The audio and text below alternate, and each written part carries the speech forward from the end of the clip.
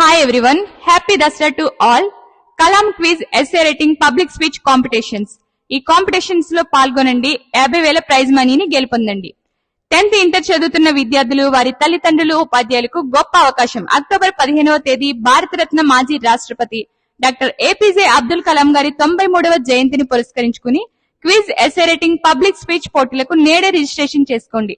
2013 నుండి నిర్వహిస్తున్న ఈ పోటీల్లో 50,000 ప్రైజ్ మనీతో పాటు విద్యార్థుల్లో పోటీతత్వం నైపుణ్యం పెంచేందుకు ఎంతగానో ఉపయోగపడుతున్నాయి.